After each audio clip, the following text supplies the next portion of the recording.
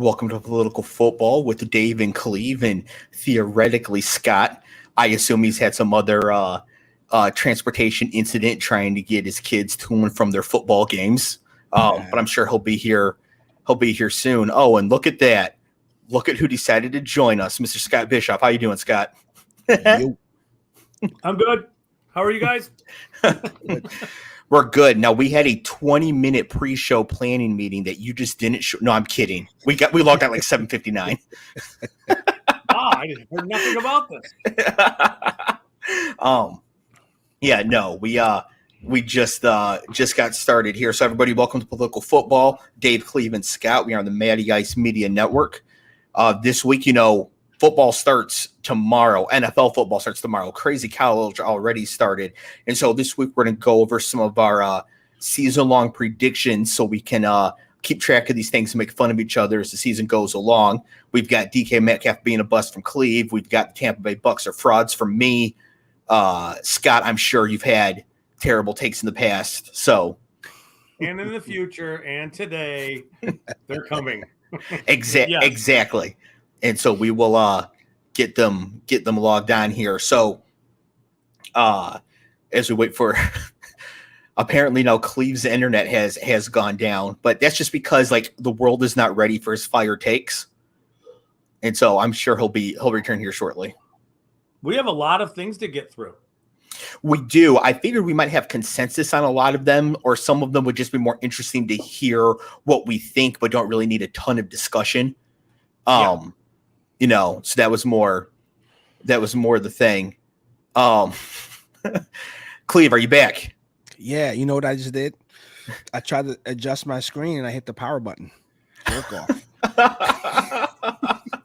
Man, the boomer takes already coming here from Cleve. By the way, for those watching on YouTube, they can see Cleve was wearing a really nice Jets hat. Now, is that in honor of Joe Flacco starting the first 4 weeks?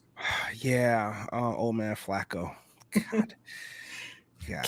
Keeping the seat warm for White Mike. Yeah, hopefully 2 weeks, and then we get Mike White. I gotta say it slow, and then and then Zachy Boy comes back. So we'll see. Now, Scott, you've been basically saying that Zach Wilson's going to like place well in the NFL. He will win retroactive Heismans. So what do you think about this 3-4 weeks he's going to be out here? It's a bummer because he's behind. And following this league and kind of knowing how this stuff goes, he's behind. The Jets are going to play to a certain level for the first 4 weeks. He's going to come out in week 5. Things might not come fast, and it's instant pressure. It's just, there's already pressure there already, and it's going to be more in week 5. I just hope they give him a bit of a runway to get up to speed with the team, because it's going to be some time that he's going to have missed, and this is developmental time for him. Yeah, this is the second year in a row. Yeah, and it's I don't want it to sound like it's me making excuses, preemptively for him, but I mean it's a thing. It's you want them. Quarterbacks need to be in sync and in the rhythm with everybody on the field, and for him to miss these 6 weeks, 7 weeks, however long it is, it's a bummer. It just is. Now, I think he's talented enough that he can overcome that stuff, and he will be okay. I hope they give him time. I mean, I hope they give him time too, but I think the all time he's got is this year, because if he doesn't play this year, they're going to be terrible and they will be looking for somebody else. Coach included. Oh, you're not sticking with Mac Salad? Yeah. But who's next? Like, all right, so if it's not Zach Wilson and you're the Jets, who's next? What are you going to do? Brian Young or Bryce Young or CJ Stroud or we're looking at the draft. But I mean, Bryce Jimmy Young G. is like 5'10" and 190 pounds. Well, this year Stroud is the first is your typical. Sorry, go ahead.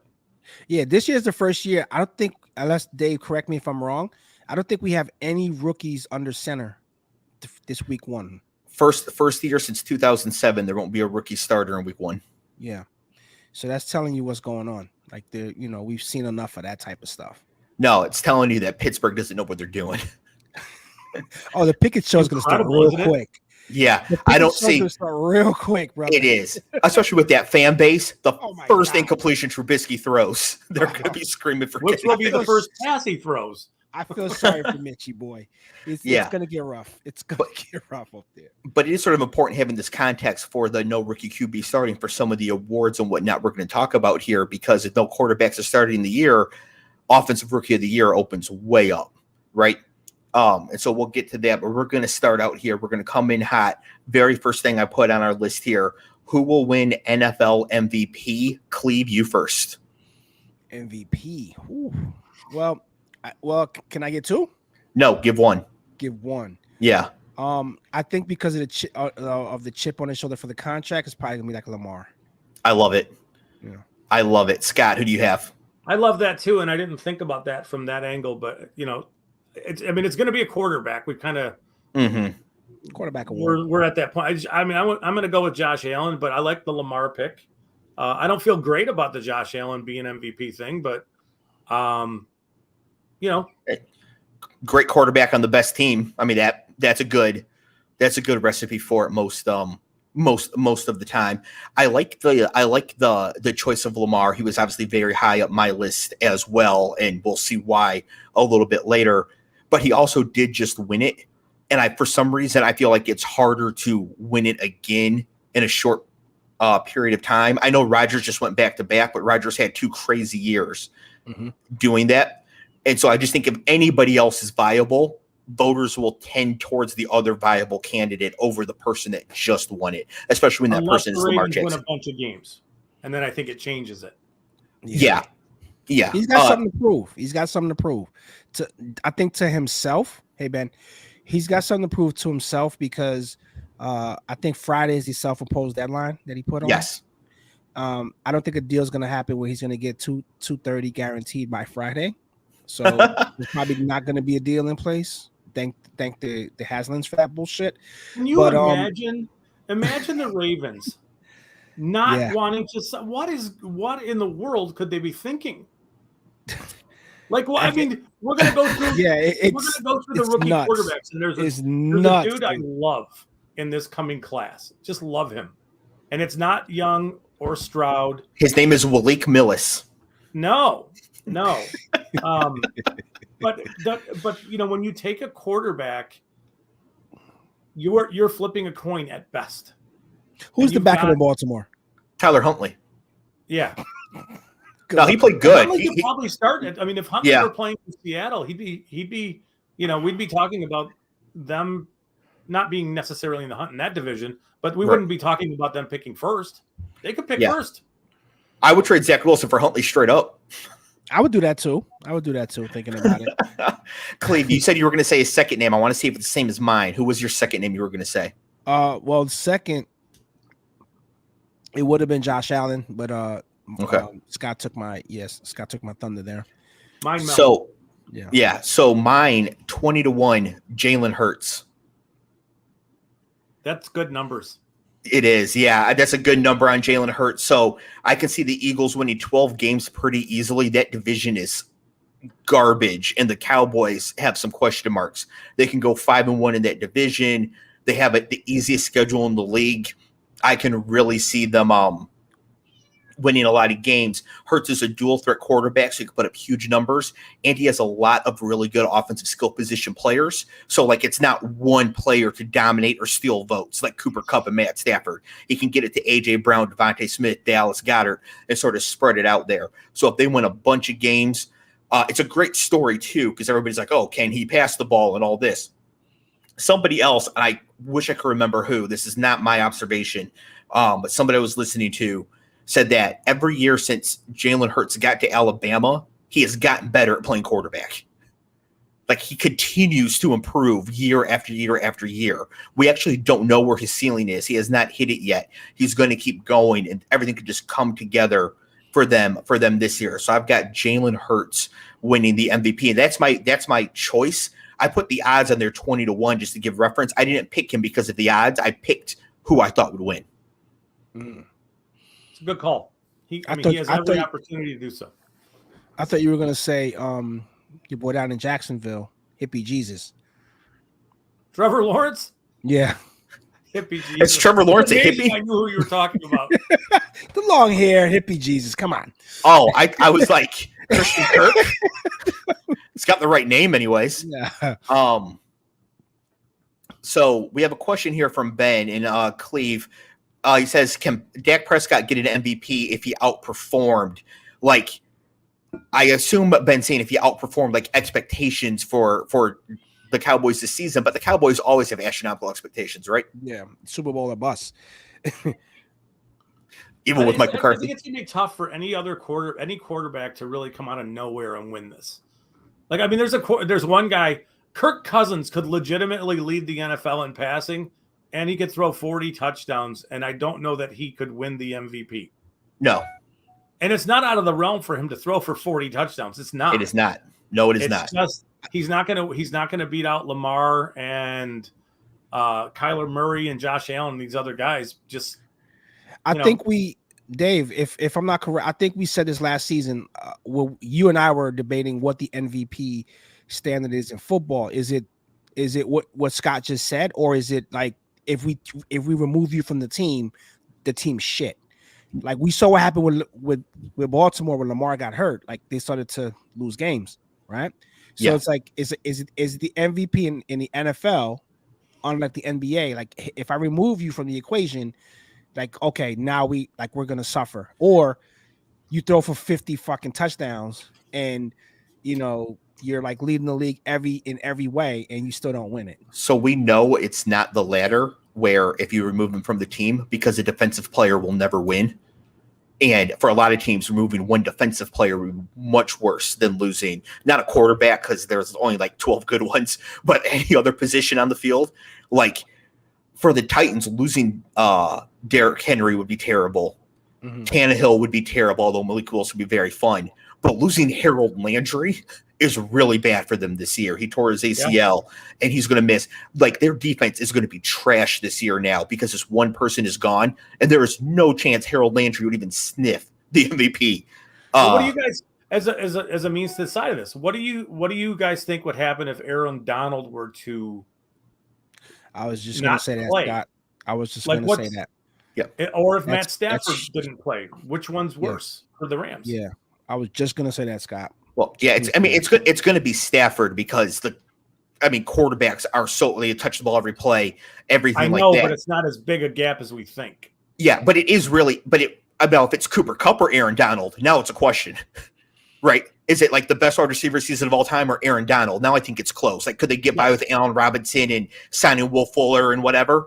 Because you can't replace Aaron Donald. So I just think the MVP award is for a quarterback on a team that wins a lot of games and puts up good numbers. And they pick one. Was LT the last defensive guy to get it? Reggie White. That was the last guy? I think so. I'm just trying to go through my head, but like that's the thing. If Revis never won, like what are we doing? Exactly. Did Michael Strahan win the year he set the record? Did he? Maybe. See. The record for me that was a bullshit sack in the end. It really was. Yeah, it's just the Favre just gave it up. Yeah, you're just mad because he broke the record of what was that Jets guy whose record he broke? Oh, Gastineau?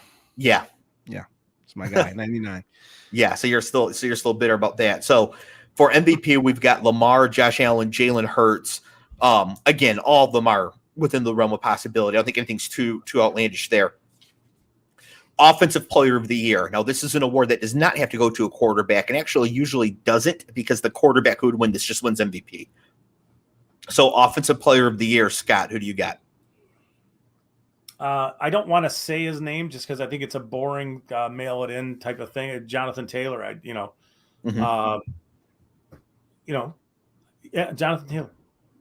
So, does that mean that you think that some of these other running backs that go around him in the first round are going to get hurt or underperform? Because it's hard to see if Saquon, CMC, play full seasons, that they don't outperform Jonathan Taylor on the field in terms of numbers and all that. Do you think something happens to them, or does Taylor take another step forward and just maybe from a fantasy standpoint, that's true, but I don't.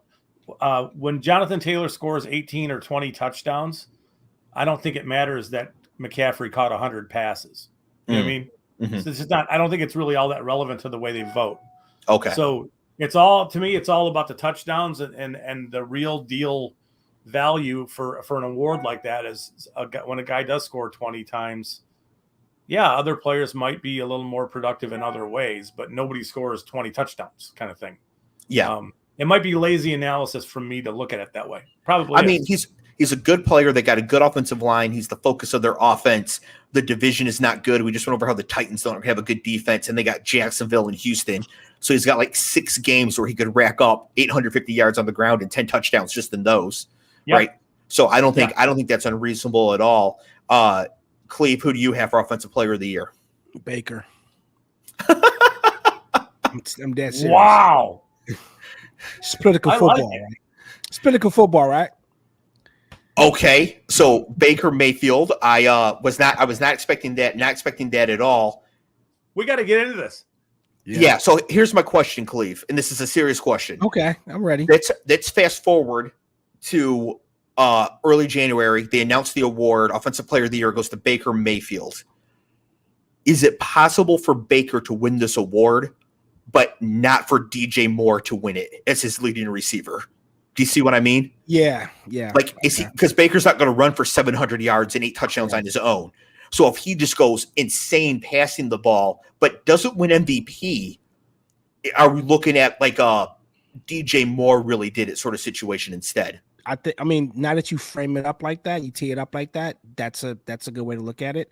I just think, and there's always a backstory with this stuff. I think Baker has a lot to prove, and after this year, he disappears.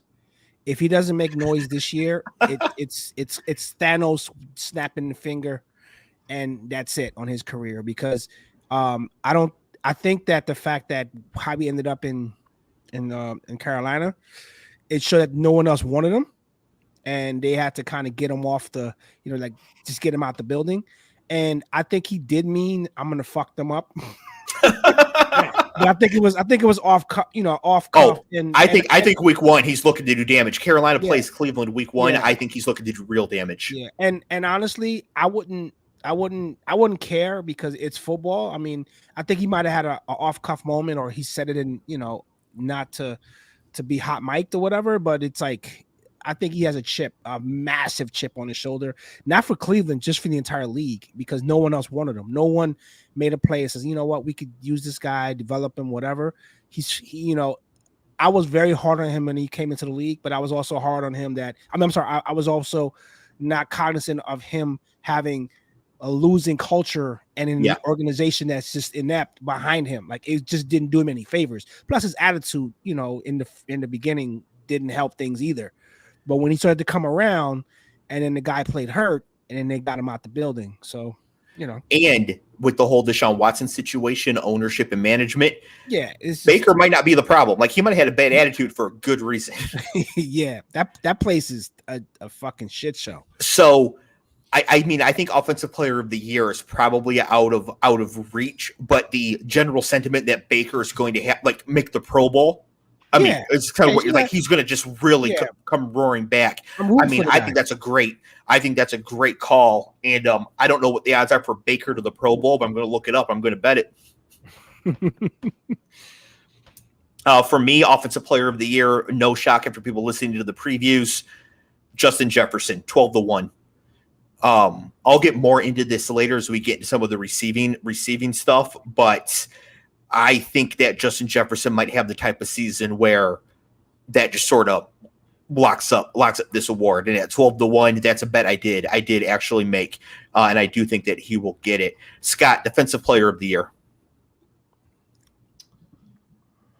This is tough. There's a whole bunch of ways that you can go. I'm going to go Joey Bosa. Mm-hmm. And only because of Khalil Mack being on the other side and occupying an offensive line coach's they're not going to sleep well thinking about what do we do try to block these guys.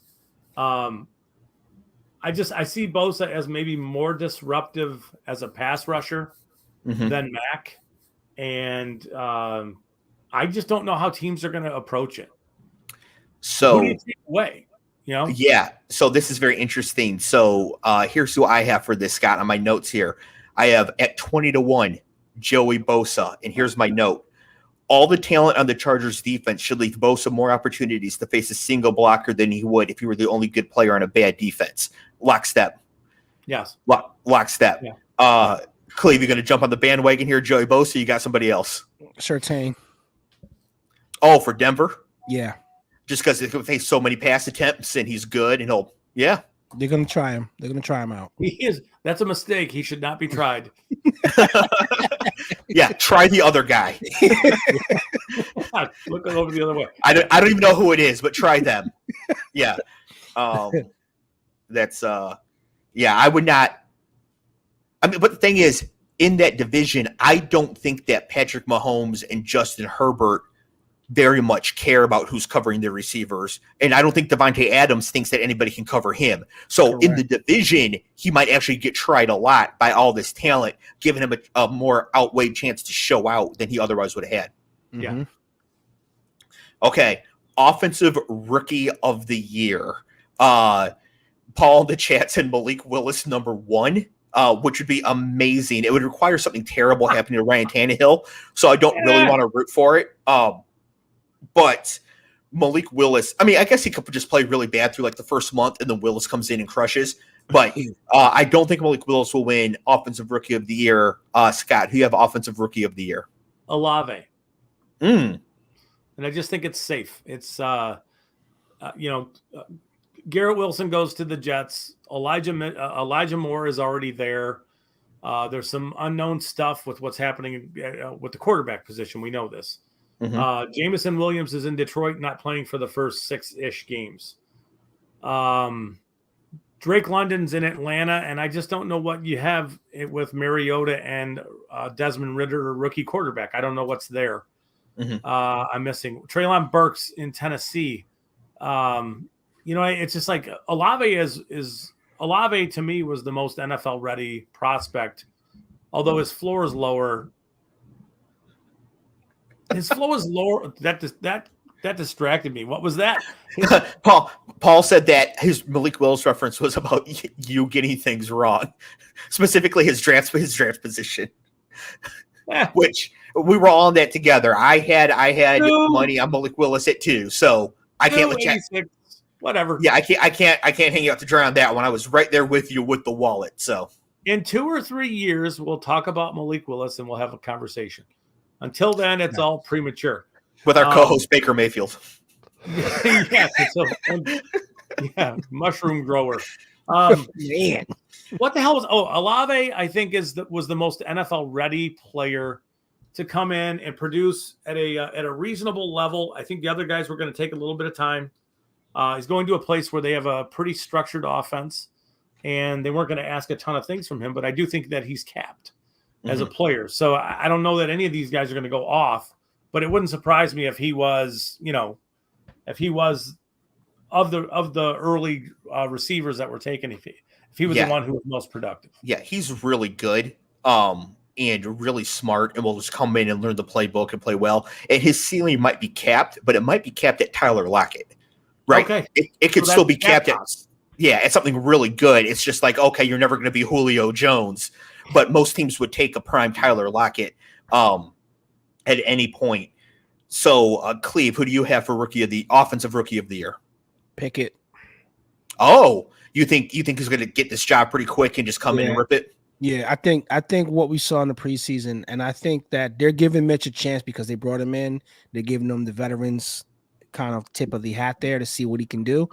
But that kid outplayed him in my eyes in the preseason. Mm-hmm. And Mike Tomlin's like, you know what, Mitch, thank you for your services. It's a clipboard for you.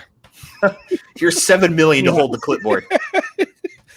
If it doesn't equate to wins, you're gonna hold that clipboard. Yeah, absolutely. No, I like that pick. If he does take over sometime in September, he's actually probably the leader in the clubhouse because he'll be the only quarterback playing. So that'll give him a good chance. I have Sky Moore of the Kansas City Chiefs at 12-1. So good prospect, plays with Mahomes. Tyreek Hill is gone. opportunity all over the place there. He's competing with Marquez Valdez-Scantling and Juju Smith-Schuster for targets. We know what MVS is. Juju has been terrible for 3 years, but we saw the talent from him.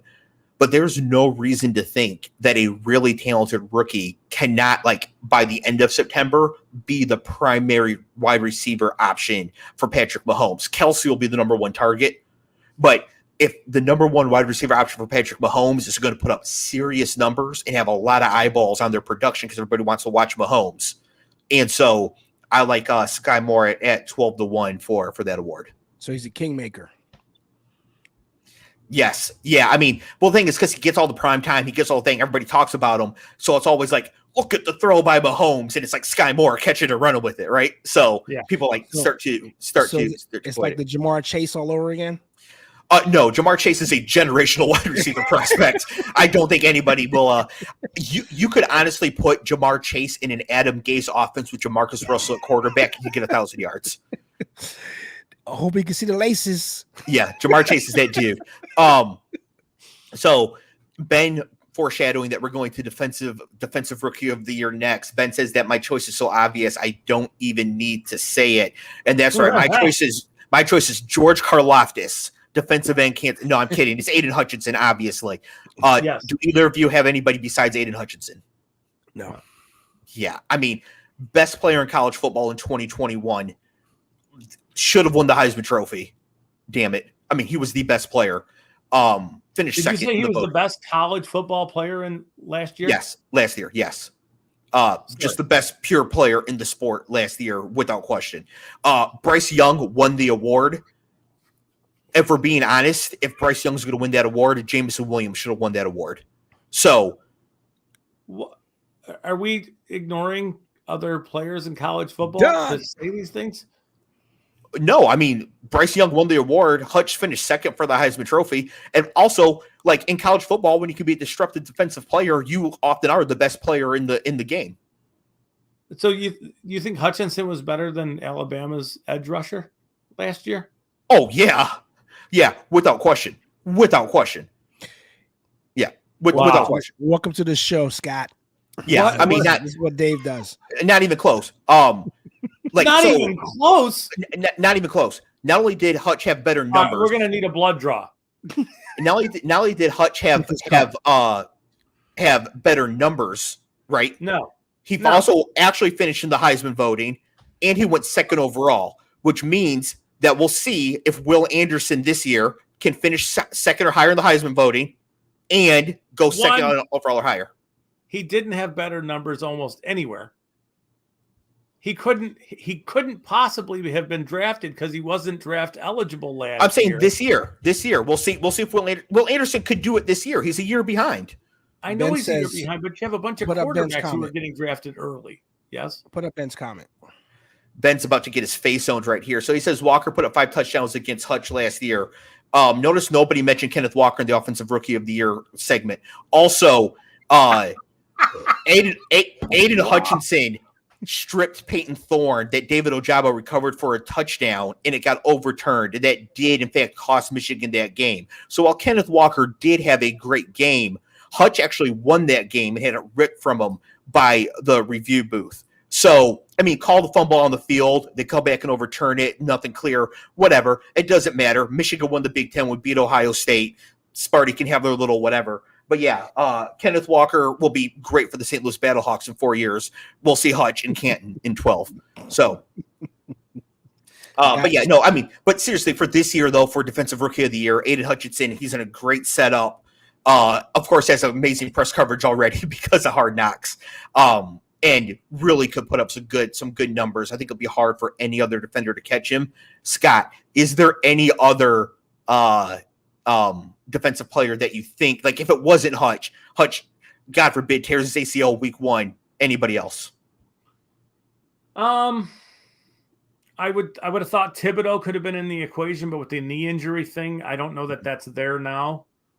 And I don't know what's going to happen with Trayvon Walker. I don't know what to expect from him. He could, if it happens quickly for him, he could be a very dominant player very quickly. in a different way than what Hutchinson does. Yes. So, yes. But outside of those guys, unless a corner steps up and has a huge season, I don't see that there's a linebacker who is, Nakobe Dean was the linebacker everybody wanted, and then he fell to round 5 or whatever it was, and then the other Georgia linebackers get drafted early. Devin Lloyd from Utah was supposed to be the guy. Mine. He went late. That's mine. So, it's Devin Lloyd. I think if any, because I think Devin Lloyd could legitimately finish top 5 in tackles on the season.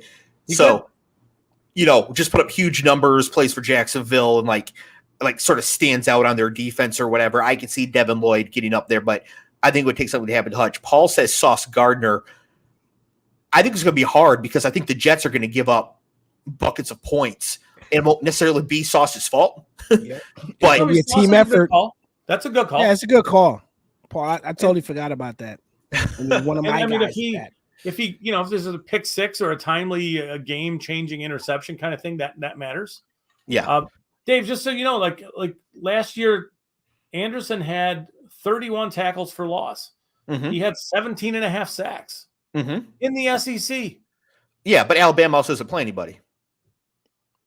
They play all these like FCS and all this and whatever, and Saban leaves his guys in to try to run their numbers up and all that. Yeah, don't get me wrong. Will Anderson is great. Anderson is fantastic. That Hutchinson had better numbers all around than Anderson. Yeah. Well, but the thing is, you have to combine Hutch and Ojabo because Ojabo got so much because of Hutch. So, drop the mic, Scott. Yeah. Hey, glad you're on the show, man. No, the point is that Aiden Hutchinson was clearly the best player in college football last year. Should have won the Heisman Trophy. Finished second. Will Anderson, as I recall, was not in New York. Did Will Anderson win the Lombardi or whatever the Dick Butkus or whatever they give to the linebacker? See, I'll look. He didn't. So don't get me wrong. Will Anderson is great. If the Lions want to add Will Anderson this year as well, I will allow it. I've got nothing bad to say about Will Anderson, but in 2021, that's a wrap. Hutchinson was awesome. Hutchinson was great. He's just Anderson is a several levels up version of a pass rusher than what Hutchinson is. I know nobody wants to hear it, but he just is. If Anderson was in the draft last year, he would have went first overall. It wouldn't have been close. So we got Paul here saying Dave pumping up the murderers row of Colorado State and Hawaii. First of all, Notre Dame fan, we will play Notre Dame every single year if you want. And then you said Maryland and Rutgers every year in conference. You are welcome to join this conference. We will happily take you. If you want to join us in Michigan State and Purdue and soon USC and all your rivals except for Stanford, you can join us too. You can step into the Big Ten and get wrecked. You don't want to do that because you're fancy Iowa. And so you want to sort of stay outside as long as you can and then go join the ACC where it's Clemson and nobody else. You do not want the Big Ten. You don't want the smoke. That's why you're going to put it off for as long as you can. I have to talk my shit about Notre Dame now. They're going to be really good next year for a couple years after that. So I got to get it now. Hey, Paul, that was comedic timing. That was great.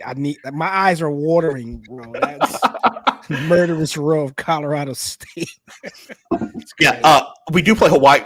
Michigan does play Hawaii this week. Cleve, how many points is Michigan favored by against Hawaii this week? 47. 50. 50. I see. It's going to be a bloodbath. So, anyways, I think we're all in agreement that Hutchinson's a great bet for Rookie of the Year. He is the favorite, 4.5 to 1. Took him anyways. Here's where it gets a little bit different. I think comeback player of the year. Usually, this is somebody coming back from injury, has a really good season, and successfully comes back one reason or another. Sometimes it could be like a really great story, like James Conner coming back from cancer, something like that. I didn't see anybody really jump out. Like last year, there was Burrow. A couple years ago, there was Dak after he put his foot on backwards. I didn't really see anybody jump out right away. Scott, who do you have for comeback player of the year?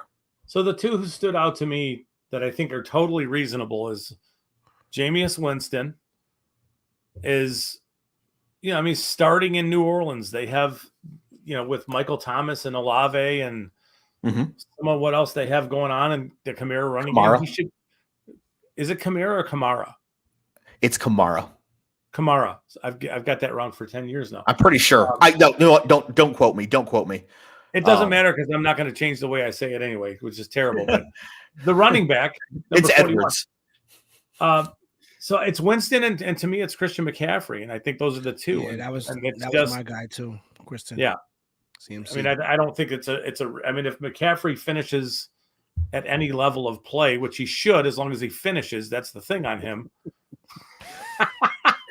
Paul says, "Vomit on yourself and bet on Watson." Coming back from what? A happy ending? Oh, I didn't mean that to the victims out there. I'm so sorry. That was in poor taste. Damn. So is giving him $250 million guaranteed. Yeah. Yeah. I already have more Deshaun Watson than I'm comfortable with on my fantasy football teams this year, so I don't need him winning comeback player of the year. Also, I don't think he'll play enough games. Also, could you imagine the shit show? Like, we would talk about nothing else. It would be the playoffs, and we would talk about nothing else. Yeah. You bet for 1,000 yards. Let's not do that. Yeah. Ben says Dak. I think it's McCaffrey. I really do. Yeah. Ben says Dak. I think Dak is a decent option, but I don't know that he's coming back this year from anything besides having to play with Mike McCarthy. I was going to. That's true. Well, I mean, he did return last year from the Grizzly lower leg injury. Yeah. And it did not look quite the same. Yeah. I have Christian McCaffrey 7.5 to 1. And I think that's just a solid bet. You know, because again, if he plays 14 to 17 games, he's going to be the MVP of the fantasy season. That sort of public support and acknowledgement will help propel him to that sort of thing. He seems well liked as well, like by media and everybody. So that helps too. I really don't think people do want to give this to a jerk. Like, I think Watson's more likely to win MVP next year with like an undeniably great season on the field than ever something like comeback player of the year. Cause it's like, what are you coming back from, bro? So self-induced madness. Yeah. Right. Exactly. And so, yeah, sorry if Jimmy Haslam is triggered by me saying Watson can't win comeback player of the year. God, asshole. Coach of the year, Scott. Coach of the year, I think, is really interesting. Generally, this award goes to a coach that outperforms expectations. Usually it's a team that didn't make the playoffs and then does make the playoffs. And usually also wins the division. For example, Bill Belichick has never won this award. So, yeah, that's usually where it's at. I want to give it to Brandon Staley, right? Mm-hmm. Good coach, great team. Didn't make the playoffs. It's going to be so tough to. I mean, do they make the playoffs? Like, well, you have them winning the division, so. Doesn't matter what I have another time. I'm talking about what's happening today in my brain. It's a two very different. I was going to say they do correlate. So. Well, yes, but just, not in this sense. But no, I just think that that division is going to be tough. So the coach of the year may not come out of that division unless they, have a great season and go 14-3 or whatever it is. And I just. That's tough, and I think the expectation is that for Staley to be a very, very good. It would be almost a disappointment if he didn't perform like you'd want to give him that award. So there's a little bit of that, that bias ahead of time with him. Although I can't think anybody else who I would feel is comfortable. And yeah, he's the coach of the year. So I mean, maybe it's Indy, like Frank Reich, something like that. Yeah, I mean they didn't make the playoffs last year, and they made some moves, and I think they're this year. I think Matt Ryan's going to Clev super slept. He's a 20th quarterback off the board in fantasy leagues, and it's like he's got a top 10 finish in him for sure. He does. Not in my leagues. Not in my leagues. Let me just say that there is a chance that after this season, the president of our network is not my favorite Matty Ice anymore. There's a chance that that another Matty Ice can make me a lot more money after this season if things go right for the Colts. Cleve, who do you have for Coach of the Year? Lovie Smith.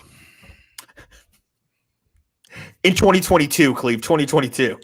I think he's going to get some wins out of that team, man. People forget that he's even back in the league. Like people, until I said that, they sure do. You guys forgot that Lovey was even coaching this year. Tell me, remembered he was coaching this year. I mean, I did remember that, but your point's well taken. I mean, doing more with less. Do you think the coach of the year can win without making the playoffs? No, I think that's a pivotal part of it. You do, Scott? I do. I think let's use hometown Detroit Lions. And 8. Yeah. And the Lions missed the playoffs, but he does everything. And he's got all this positive momentum going right now. And the Lions went from this disaster to a 3-win team to now they won 9 games and tracking the right way. And he could win Coach of the Year. So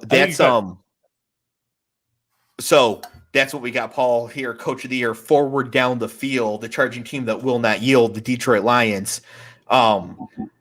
Again, I think that, Scott, you're correct in a vacuum that is good enough to win Coach of the Year, but somebody else will probably do better in that case.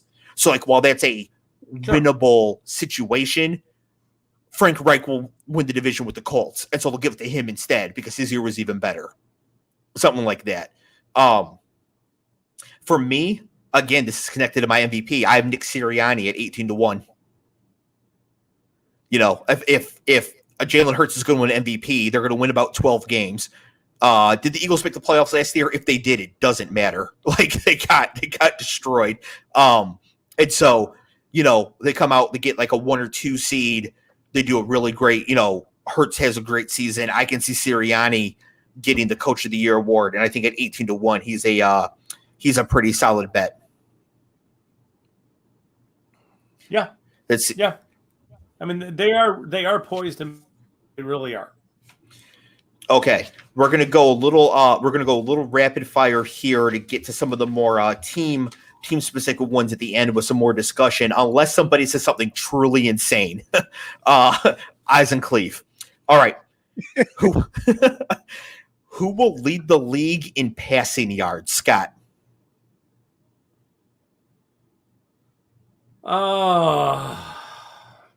Justin Herbert. Damn. I gotta pick another guy. No, you can pick the same guy. That's fine. Yeah, no, that's who I got. He took my guy. It's funny. I have same division. I have Derek Carr at 10-1. Because of Adams? Because they're going to be losing a lot and they're going to have to pass a lot, and he's capable enough anyways, and he's got Adams, Waller, Renfro. I can see. I think it's similar logic to Herbert. It's just that the Raiders will be losing more and don't have Austin Eckler. Yeah. So I think we're all sort of in the same agreement. Like, if I could just bet that it's a quarterback out of the AFC West, I would put serious money on that, like $20 if I could bet that one. Who will lead the league in passing touchdowns, Scott? Oh. I really want to say Kirk Cousins, but I'm not gonna.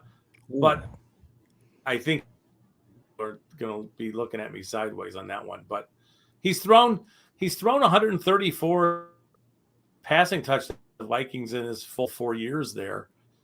He threw 35 2 years ago and 33 last year, and this is with a dinosaur sort of offensive model. And now you bring in Kevin O'Connell from the Rams, who brings in a little philosophical shift, and it's not going to take much to take a guy who threw 35 2 years ago to get him up to 40. Just not. Yeah. I know that he is. I wonder what the number is on him to throwing touchdowns. It's 20-1. And I know that because he was my second choice. Cleve, who's going to throw the most touchdowns in the NFL this year? It's going to be Mahomes. I got Mahomes as well, 9-1, mainly because they do not run the ball between the 10 and the 3. They still throw it. Yeah. Yeah. And they'll be there a lot. So I just, that sort of just pushes it up a little bit, but I'm with you, Scott. I mean, I had Cousins almost right there. Don asking if Stafford hurt. He was hurt in the offseason, but he says he's 100%. And good to go. So I don't think he's going to lead the league in touchdowns, but he should be good to go. Unless you think that's going to be something chronic, Scott. I do. I think the elbow thing for him is not going away. It needs to be managed, and maybe they do a great job of managing it. But does that just mean pain pills? I don't know if it means that so much as it means a routine and a regimen of stretching and strengthening and doing everything he needs to do, and then giving him, keeping him to get him away from weird contact, which is where that elbow could be a problem. But it's not. Okay. It's definitely a limiting factor for sure. Okay, it is. Yeah, no, I can see that. Next one here. This is one that's not on sports books, but I wanted to add it. Cleve, which quarterback will rush for the most yards? Come on, man. Serious? Mm-hmm. Lamar. If this was on books, he would be the favorite for sure. For sure. Scott, you got anybody besides Lamar? Uh-oh, Scott, we're having internet issues. Trey Lance. Ha, that's who I have, Trey Lance. Let's go. Yeah. Yeah. And so what I have here, Cleve, it's not just because if Trey Lance leads all quarterbacks in rushing, I'm going to retire to my own private island. It's there's actually logic behind this. So what I wrote down here is that Lamar is the favorite, but Lamar is also a proven passer. Lance may need to run more to keep the offense efficient. If Lance is also a good passer, then I will lose my bet, but I will also be able to buy a yacht. So either way, this is going to be fine for me. But I mean, Lamar is a favorite. Like Lamar is the favorite to do it, but there's universes where Lance has to run for 1,300 yards to keep that offense going. And since the offense is good, they would let him keep doing that. So what do you think about Hurts though? Hurts has to be in the conversation. Yeah, in the conversation as well. Yeah. Justin. Same thing as Lamar. I think Jalen Hurts is actually a very good passer, and unlike Lamar, he's got really good people to throw to. I mean, I love Rashad Bateman and Mark Andrews, and they're fine, but there's only two of them. Like beyond that, it's all dust balls. A.J. Brown, Devontae Smith, Dallas Goedert are all absolutely fantastic. And so I think we could see Hurts. I mean, I have Hurts winning the MVP, so I think he's going to run for a lot of yards. But I also you can't win the MVP without also passing well. Lamar threw almost 40 touchdowns the year he won MVP.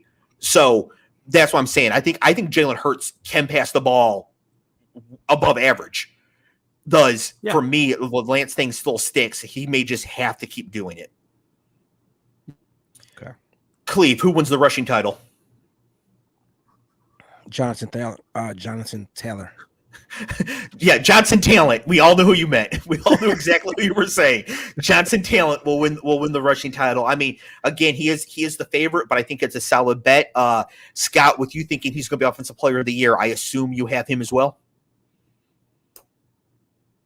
I would look at Nick Chubb in this category and think that he's a bit of a outside looking in. But if we were to examine that roster and Jacoby Brissett under center, and not a lot of talent on the outside,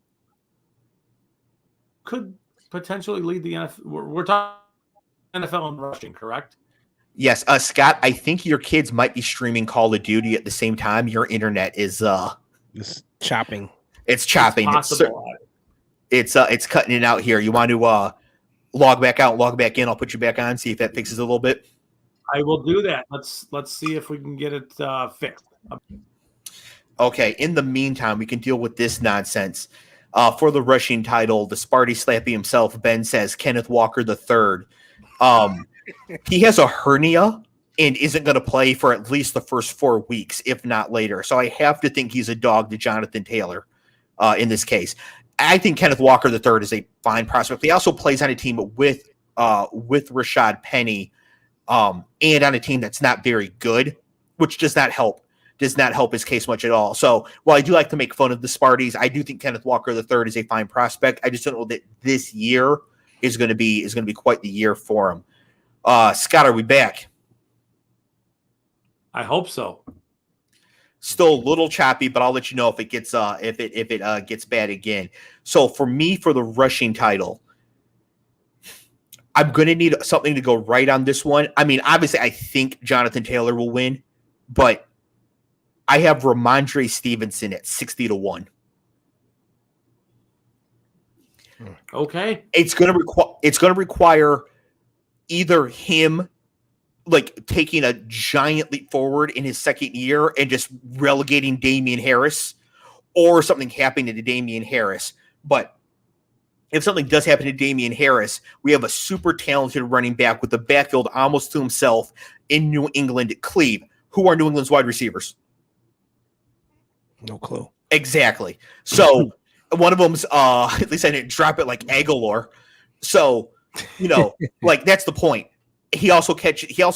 Stevenson also catches passes, so he could be on the field for third downs. He doesn't need to come off the field, 2-minute drill, tempo, anything like that. So this requires something to get it going. But if it turns out Stevenson is just taking a huge leap in his second year, or something happens to Damian Harris, I love Ramondre Stevenson for this as a bet at 60-1. Although, like, Jonathan Taylor has to be, the choice. You know what I mean? Although Nick Chubb's also pretty strong.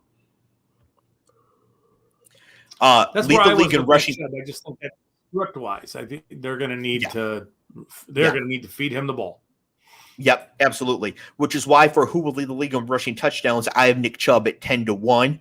Scott, I assume you've got Taylor at Offensive Player of the Year. Yeah. Yep. Yeah. Cleve, lead the league in rushing touchdowns. CMC. Oh man! All right, that's good for the bags. I would absolutely allow that. Which running back will have the most receiving yards? I've got Christian McCaffrey. If he's a wide receiver one as a running back as well, so if he's healthy, I think it has to be him. Yeah. Scott, do you think somebody else, or if something does happen to McCaffrey, who do you think could win this receiving yards for a running back? Maybe Eckler for running back would make sense because you have Herbert for the most passing yards. Yeah. Mm-hmm. Yeah. I think it's McCaffrey, and then it's a group of players who might be able to. DeAndre Swift could have a big year catching passes. He could very well could. Yeah. But the judges were looking for Saquon Barkley. There you go. Yeah. Could easily be that guy. Yeah. But Barkley's an interesting study. Last year he Scott here, right? Again, Scott, you're cutting in and out again. Try it one more time. I think I know what you were going to say, so I'm going to pick it up from there, and then I'll add you right back.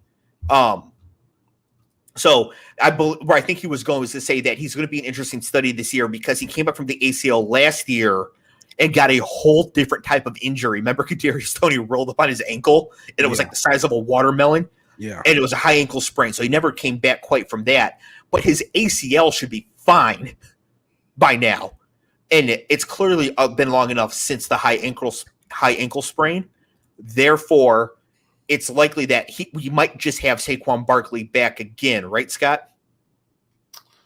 I didn't hear totally what you said, but I think I said what you were going to say. I said what you were going to say. Yeah. We're in lockstep on that one.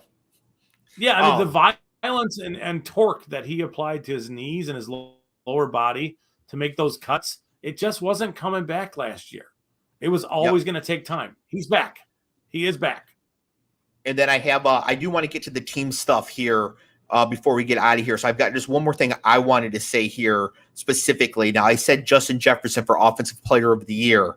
So the three questions were who's going to lead the league in receptions, receiving yards, and touchdowns. I've got Jefferson for all three, triple crown. Yeah. Cleveland, do you think that's viable? Again, he's got the guy who coached Cooper Kupp last year. Yeah, viable for sure. Especially when you guys got a lot of faith in Cousins. I don't, but he just has to be good enough to get good players the ball. We've seen that with Diggs, right? Jefferson's got 1,400 yards the last 2 seasons, right? Cousins is good enough to get his dudes the rock, yeah. So I got Jefferson for that. Do you guys have anybody off the wall wide receiver for either yards, receptions, or touchdowns? I think 2-pronged would be Cup again, and Jamar Chase. Even with T. Higgins there. What do you think of Devontae Adams? Damn. Catches maybe, but yards and touchdowns I think will be harder than for some of these other guys. I'm not down on Adams. I just think comparing to some of the other top wide receivers now, like he was the only game in town in Green Bay. Correct. And now Jefferson's it's like Adam Thielen, who was like 47. Sorry, Cleve. And then and KJ Osborne, who I think is a quarterback. Like there's just not a lot of competition for Jefferson right now. He's like in the Devontae Adams situation, but 23 and awesome. Right. Yeah. Okay. So I'm going to skip ahead here to some of the team stuff because I do want to discuss this, especially with you, Cleve. Cleve, here's the question. Which team will earn the number 1 overall pick? They may not keep it. They may have already traded it to somebody else. But which team through their record this year will earn the number 1 overall pick? I'm going to have to say the Browns. Wow. Okay, you just think Brissett? You just do not believe in Jacoby Brissett? I'm rooting against them, but I'm a Jacoby guy. I like Jacoby. I like his story. I like the guys. As a player, I think he's solid. But earn the number 1 pick. Actually, it'll be the Jets. Yeah. Oh man, so you do believe in Jacoby, but you don't believe in White Mike. Scott, who is going to? Which team will earn the number 1 overall pick this year? Man, doesn't mean keep it, right? Just they may have already traded it away, right? Because of how the trades have gone. Like if the Rams got it, it would go to Detroit because the Rams have the trade to Detroit. But like, which team will finish with the worst record and earn the number 1 pick? They could trade it away or not, or already have traded it. This is tough. Seattle, possibly. Mm-hmm. Houston could be in that category. Mm-hmm. Maybe Washington. Keep forgetting they got a damn team down here. Don't we live here, Cleve? Yeah, but that's a true statement. I forget we got a team down here. Like they got a team here. It's funny. My Facebook news feed, I keep getting ads for the Detroit Lions season tickets, which makes sense. And the Atlanta Falcons, for some reason, I'm like, I do live in Northern Virginia. Like, I should be getting Commanders stuff based on my location, and they're still not. That's got to be a bad sign. That's good for Scott. I have Seattle. I think Seattle is almost a mortal lock for this. And what I wrote down here is that, first of all, the roster sucks. Yeah. I mean, DK Metcalf is awesome, but you can't just have one good wide receiver and call it a day. Geno Smith is their best quarterback by a mile.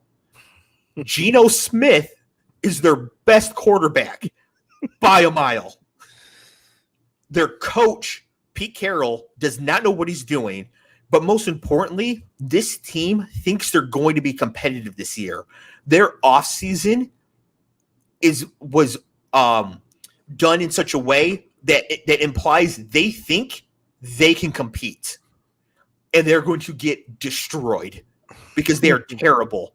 And they are in a really good division. Quarterback play, they have to play twice against Kyler, twice against Stafford, twice against Trey Lance. And Cleve, I know you're down on Trey Lance, but compared to Geno Smith, this is no contest. So, I just think that they're 0-6 in their division to start. And honestly, what team is objectively worse, but also plays in a tougher division? Because all the teams in the AFC West are good, even though the division is tougher. Houston at least gets Jacksonville twice. They could pick off Tennessee. They can even pick off the Colts one time. Mm-hmm. I don't see this. Seattle 0-6 in the division feels like a money bet. I mean, no bet's guaranteed, but that feels like a pretty strong one. And at that point, you're just already cratering. That's a good argument, man. I really can't even defend that. Like it's a good argument. Where are we with I the also Giants? did. They're better than the Commanders. Yeah. I don't think they're the worst team in their own division. Okay. It's in the range of outcomes, but I mean, Cleve, Daniel Jones or Carson Wentz straight up. Daniel Jones. Yeah. I mean, Yeah, to me, it's not even a I'm competition. dead serious. I'm dead serious on that. Terry McLaurin or Kadarius Toney straight up. I'm kidding. It's Terry. So yeah. So I mean, I do think Seattle. I mean, but there are other teams that are going to get into this conversation. But I think at the end of the year, we're looking at like a 2-15 Seattle, and that's that. So now, which teams will make the Super Bowl? Don't reveal your winner yet. Just which two teams will make the Super Bowl this year, Scott? Oh man, Buffalo and San Francisco. Please, one time. Let San Francisco be good enough this year. Yeah, unless like Debo runs for 3,000 yards as a running back, I guess that could be one way where it doesn't work out for me. But if San Francisco is good enough to make the Super Bowl, yeah, this is we'll be like doing a Twitter poll for the names for my boat. But they were close last year, right? Yeah, they were with Jimmy G. Wow. Yeah. Cleve. We got Buffalo versus San Francisco. Right now. We got Buffalo versus San Francisco from Scott. Which two teams will play in the Super Bowl? Well, I got Tampa. Well, I'm sorry. From last 2 weeks ago, whatever, I picked that they're going to run it back. So the Bengals? Yeah, the Bengals and Cincinnati and LA. I actually think Brady's got one more in him for the walk-off homer. But I just don't know who they'll face. Well, I mean, if you think Cincinnati's going to run it back, you did predict them to win 15 games this year. So yeah, and I think they got I think the improvement with the offensive line, and this is my case for Cincinnati, like that was the Achilles heel, no pun intended. Like he was running for his life, and he wasn't himself. Yeah. Same thing happened to Mahomes a couple of years ago. So I think with that being shored up, if they have the same nucleus and if they can play the same kind of brand of ball, I think they should be fine. But it's just, I'm not betting. Brady is like, I don't know. The guy's a freak of nature or whatever. So I don't know. It's hard. So I agree about Tom Brady, but there are not reports yet, but rumors circulating amongst people who I think are waiting to report that he and Giselle might actually be separating.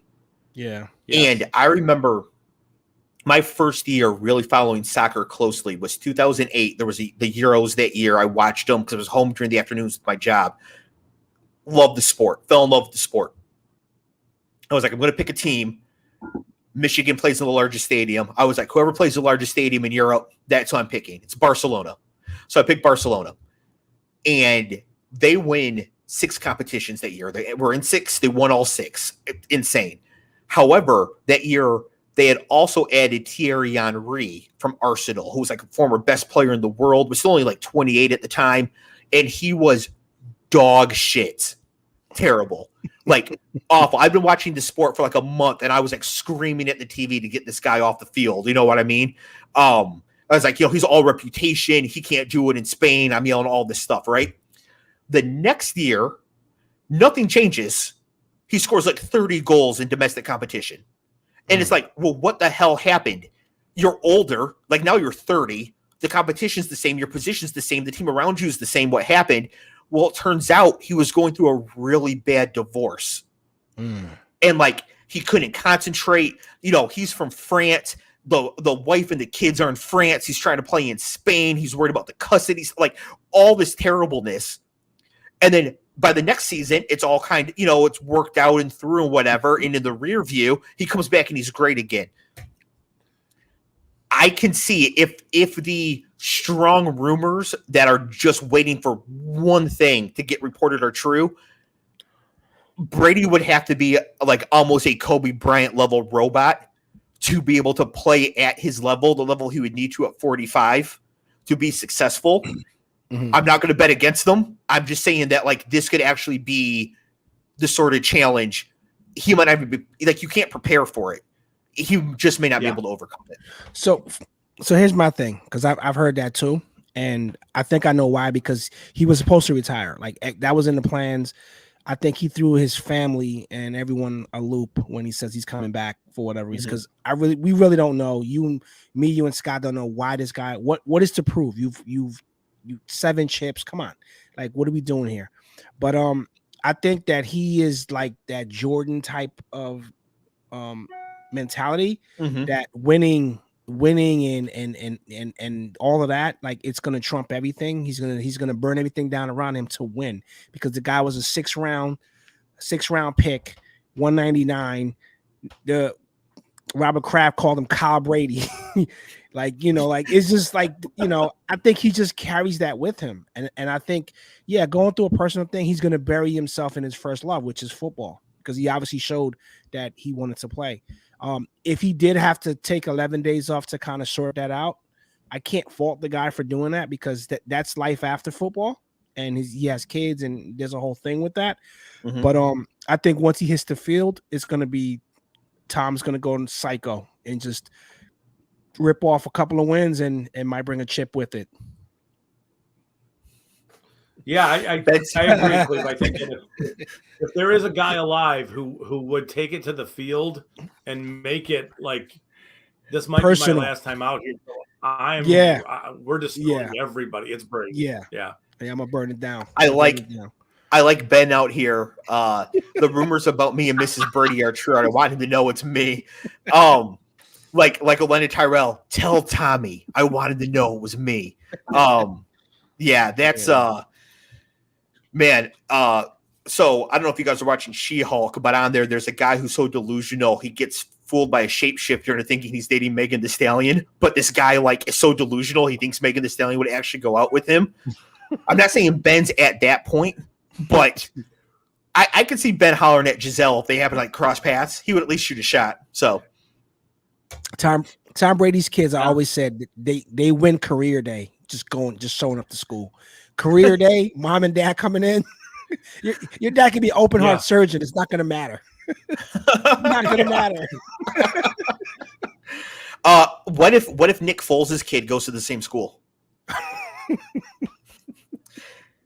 So for the teams for the teams to make the Super Bowl, I have the Ravens versus the Eagles, which if you want to bet this exact combination is 120 to 1.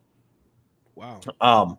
But yeah, I love the dual threat quarterbacks who are efficient passers, which I think both of them can be. I think these rosters are great. I think that the Ravens are going to get back a lot of defense that's going to help them enough. And the way the AFC playoffs, I was working it out when I was at work today. Don't tell my boss. Even if the Ravens don't get home field advantage, there's a lot of ways where they only have to go to either Kansas City or Buffalo if they win the division. Like they only have to go on the road to one of them to make it. And I think that's good enough. I think it's a lot harder to go through Kansas City and Buffalo to get there. So, I mean, whichever team in the AFC gets the bye is a huge favorite because they get to avoid the 7th seed this year is going to be good. So that whoever gets that's going to be a huge favorite. But I think the Ravens and the Eagles. That would be that would be fun. And so now we have it here. Scott, Buffalo versus use a Buffalo San Francisco. Who wins the Super Bowl? Buffalo. Cleve, you said Tampa Bay versus the Cincinnati Bengals. Who wins the Super Bowl? Tampa Bay. Tampa. I said Baltimore versus the Eagles. I'm going with my Ravens. The local area here can celebrate a Super Bowl. That would be a fun Super Bowl, though. That would be almost like a college game. Oh, just ripping off scores. It would be unbelievable. Yeah. Yeah. Do you think they would even bother rushing the passer? Pro Bowl style. Don't. Everybody playing contain. Yes. Nobody even trying to rush the passer. So we've got the Ravens, Tampa Bay, and Buffalo. So this year we have 3 different things. Yeah. Scott, last year, same thing. We did not communicate beforehand our thoughts me, Cleve, and Matty Ice all said San Francisco to defeat Cleveland in the Super Bowl, independent of each other. Wow. Yeah. Yeah. We were drinking the fucking sauce, man. Whew. That's immortal on tape. It is. Yeah, because we really did not discuss it at all. Does anybody in the chat right now, do you have people in the chat, do any of you want to put your official Super Bowl winner prediction down here on tape before we get out of here? If you do, go throw it in there. We'll mention it here. We'll be getting out of here shortly. Have you guys had a chance to look at any of the week 1 matchups this week? Couple games for me. Did any of them jump out to you, Cleve? Besides the Ravens murdering the Jets. Nah, I mean that's a Flacco revenge game, but it ain't gonna go revenge. Not the same as Baker, huh? They're gonna go revenge. Now I was gonna say that's the game I actually want to see. I want to see. I hope Baker goes out and lights them up. Seriously, yeah. You just want Baker to just crush the Browns. I get it. You're studying the Browns. I'm a Jacoby guy, but I just felt like like I said, I'm always a players guy, and I felt like the guy should have shut it down last year when he got hurt, and he didn't because he wanted to play for his money. But the minute he started showing that he was hurt, that money started to disappear off the table. Mm-hmm. And he got a raw deal because it wasn't him. It's the entire situation is dysfunctional over there, you know? No, I agree with that. Scott, tomorrow night, opening game, Bills at Rams. Bills are favored by 2.5 on the road. What do you think? I'm not a fan of that. I would take the Rams and the points there. Just being at home, right? Wouldn't you? Mm-hmm. Oh, said SoFi? Yeah. Oh. I was shocked when I saw the Bills were favored in this game. I mean, the Rams are the defending Super Bowl champs. They play well at home. It's not like they lost a ton. That's disrespectful. Or it shows a lot of the push behind the Bills this year. However, the bettors believe in the Bills that much. Yeah, I think so. If that's the number, and I also took the Bills to cover the 2.5 because, and this is complete feelings ball. This is not like analytical at all. The last time the Bills played a football game was that devastating loss to Kansas City, and I think they are just looking to murder somebody, and the Rams are the first team. I don't think maybe it was the Rams or the Jets or the St. Louis Battlehawks. I think they would just crush whoever the next team they get to play is. They are just so pissed about what happened. But you're picking the bully with the hot girl because they're coming in the stadium with like a ring, you know? So, yeah, good luck with that. I'm not following that analogy. But that's okay. I think I like the Bills there. The other game I want to mention here real quick, Sunday afternoon, Chiefs at Cardinals. Yeah. Can we get a 45-41 out of this one, Cleve? I think so. I think Kyler has something to prove. He's going to prepare and hope he got his what is it, 10 hours a week? No, it's 4 hours of film study, 10 hours of Call of Duty. Yeah, I hope he's got his 4 hours in then. That should be a fun game, actually.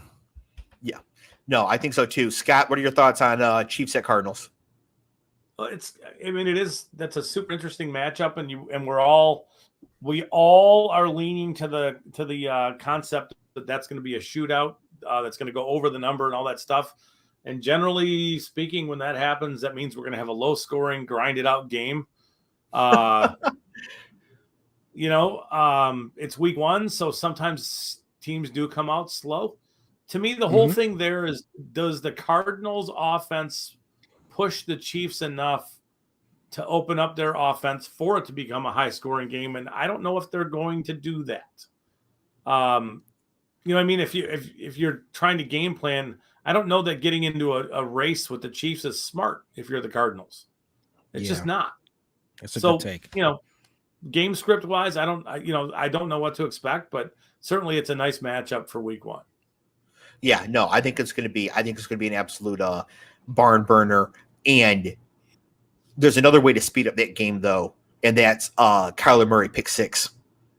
And now you're I'd be betting on that. Yes. off and running. I could see that happening as well. So nobody in the chat wanted to put forward an official Super Bowl prediction. Paul, I'm sure, wanted to say Notre Dame somehow, but they are ineligible to win the Super Bowl. So next week we'll be back with a week 1 review. Going to be a little bit different from last year. There are some games that we will only touch on exceedingly briefly to talk more about some of the more interesting things that do happen. But we'll talk about interesting things that happen, not necessarily the same teams, because I know we do have people that listen who are fans of all the teams. And so even if your team is absolute garbage, like the Jets, I don't want you to feel shortchanged like we never talk about you. And if your team is really, really good, like the Lions, I don't want you to feel like you're getting special treatment or anything like that. But the last couple of years, we've really gone in depth on all the games. Going forward, there will be some where we'll sort of mention a couple things, and then boom, we're on to the more interesting things that did occur. Scott, anything before we get out of here? Nope, I'm good. Cleve, anything before we get out of here? Nah, just looking forward to some live fire NFL action tomorrow night. So I'll be having Banchan doing my thing, man. I gotta get you some Banchan this year. Delivered. Enjoy it. Yeah. Have you ever had it, Scott? No. You know what I'm talking about? Don't even know what it is, but it sounds kind of glamorous it's Korean. No, it's Korean fried chicken. It's Korean fried chicken. So and fried chicken was introduced to Korea by Black American GIs in the Korean War. So it's like we took our thing, then they did their thing to it, and then brought it back over here. It's like Google Translate, but it's awesome. Yeah, it's really. Is it awesome? Oh yeah, the crunch is amazing. Mm-hmm. Okay. Okay. So we'll see how the week 1 goes here in the league. I'm super excited. One last thing for me before we do get out of here. Cleve, how many fantasy football teams do I have this year? I'm done. I'm done drafting. What's my number? 412. Scott, what's the number? I'm going to say 178. It is 735. Peace out, everybody. Wow.